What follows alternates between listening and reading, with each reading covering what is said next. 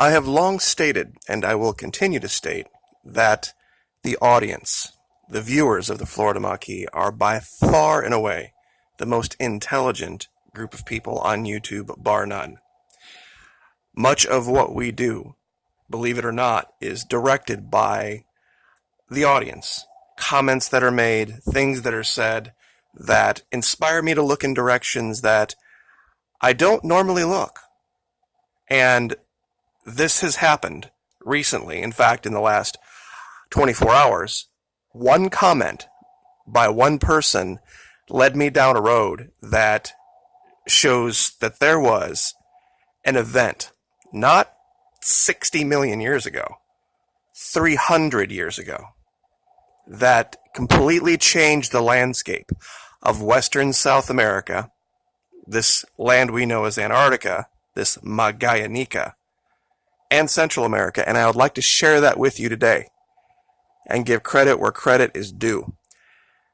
This comment from, it's a channel or a username, JAJANU84, Jajanu84, made a comment not on the most recent video, but the one before, the one talking about the cube that we found. He said, quote, or she, I guess, said just quote, the picture on the channel is a guy surfing, so I think it's a guy. Is it just me, or is it that the islands, speaking of the South Sandwich Islands, are almost identical to the Caribbean chain between the U.S. Virgin Islands and Guyana? Perhaps we should just refer to them as the Arctic Caribbean chain.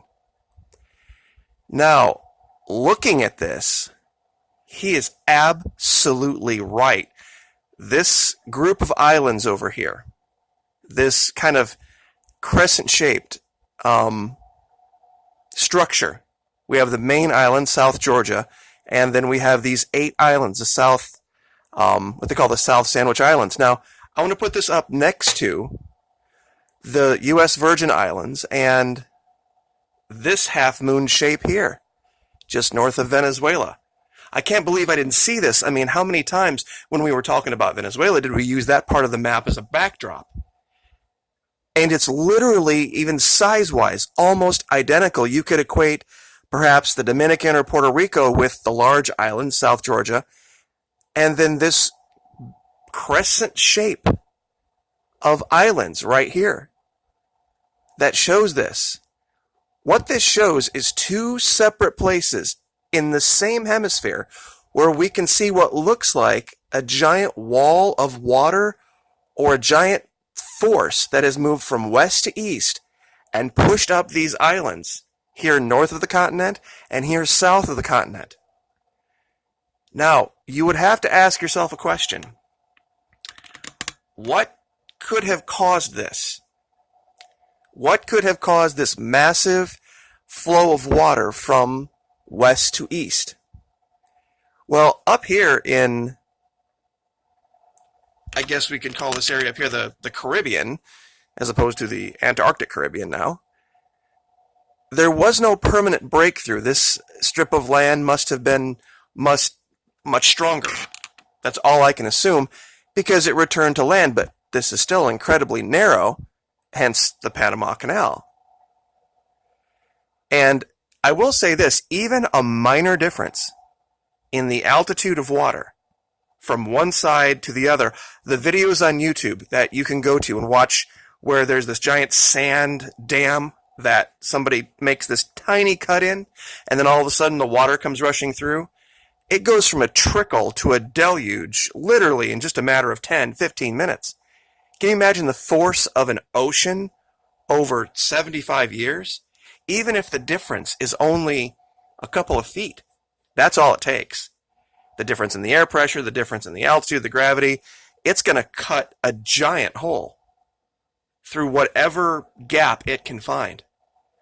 Now, speaking of that, there is an event. There absolutely is an event that correlates with the time frame that I'm talking about. And what I mean is that I have made the allegation that since this big island was discovered in 1562, and some of these islands weren't even discovered until the mid-1800s, that something happened in between those two dates. What happened between 1550 and 1800 that could have caused this? Well, believe it or not, there is an event, the largest earthquake in the history of Japan. And we remember the giant tsunami that was so epic in 2011. But this was even bigger than that. 28 October 1707. This would be exactly when this earthquake happened. And it was by far the largest earthquake to ever hit Japan, which is saying a lot. The 1707 was stronger than both the 1854 Ansai Tokai and Ansai Nankai earthquakes. And I'm trying to look through here to see what it said. Soil behaved like a liquid. 29,000 houses were destroyed, 5,000 people killed, one major landslide in Shizuoka. That's all it would have taken to send an enormous wall of water. And I know it seems like, oh wait, Japan. It would have sent it flying across the Pacific Ocean. And if there was only a small gap through here, and something else I want to show you too to prove this, that this is what opened it up. This has to be.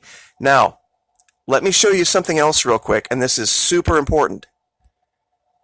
I've shown this on multiple maps, but I only really noticed it last night. Let me see if I can resize this. Hold on. Okay. Up here, where it shows South America meeting this mythical land of Magallanica, or what we know to be Antarctica. Right up here in the corner, and I'll give you the link to this map again. You can download it for yourself. It says Terra del Fuego on the Antarctica side, not in South America. And it shows the pass, the Fretum Magellanicum that we covered in the last video, to be north of Terra del Fuego. Now, how could that be? We all know that Drake's Passage is that giant gap, right? Well, let me show you something on the map. There is actually a way that you can get through, and I'll show you where Tierra del Fuego is. See this huge island right here? This is Tierra del Fuego. Now, the pass, Drake's Passage, you could come in up here, left of your screen, and there's a pass through all of these little islands right here. And then you can make a turn north here and go right out to the sea. Now, the rest of the map did not make any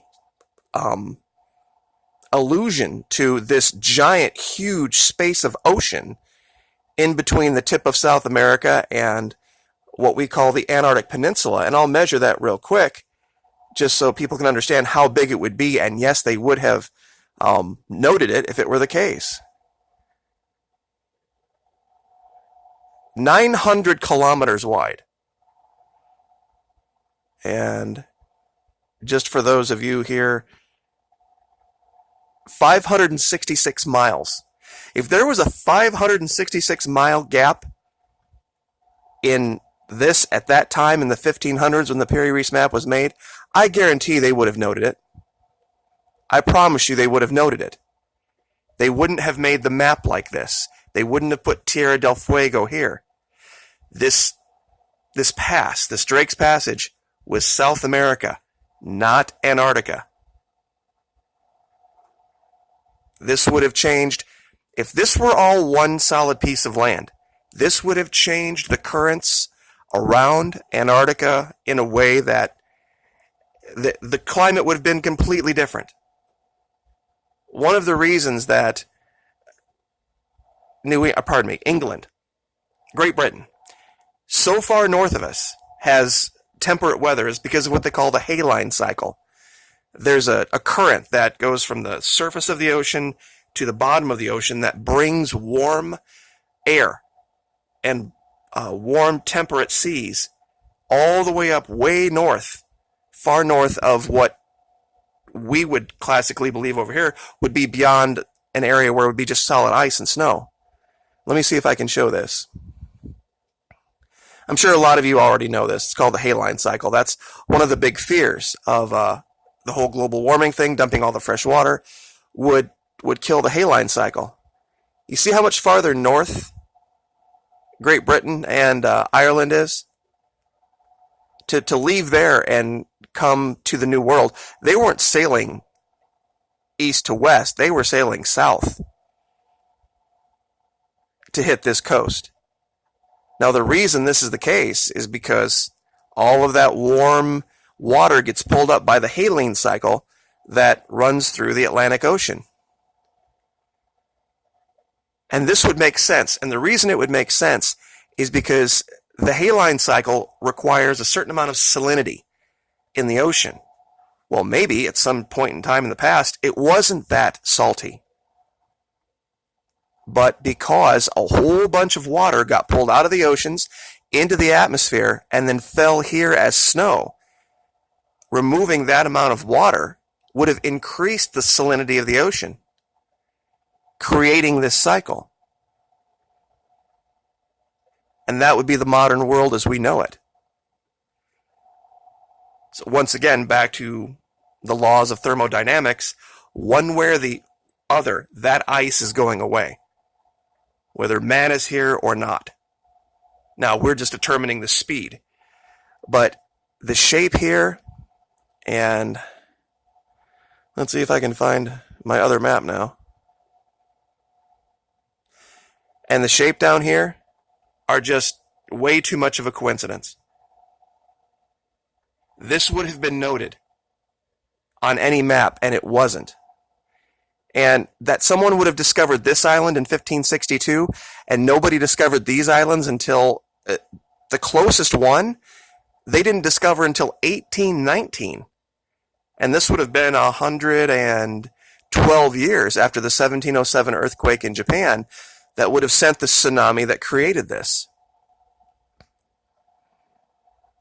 So, anyway, just more research into the region to prove this point.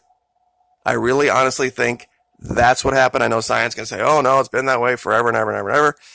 But you have to remember what 1700s New World was like. It was, there were maps, but they weren't complete. And a lot of what was reported was Cuba and La Florida. For those of you that are unaware, at that time, La Florida referred to everything from Louisiana all the way to Nova Scotia. That was La Florida. So when you hear about that referred to in antiquity, in the 1500s and 1600s, it was a Spanish claim that goes back prior to us. Do this argument with the French, with Fort Caroline being Jacksonville. Another video for another day. But it wasn't complete. Something like this could very well have happened down there without anybody making note of it, creating this half-moon shape of islands here and the one down here. I don't know why my computer's running so slow today. They're virtually identical. But anyway, I will leave it there. Like, share, subscribe. Thank you so much. Continuing the investigation. We'll see you next time.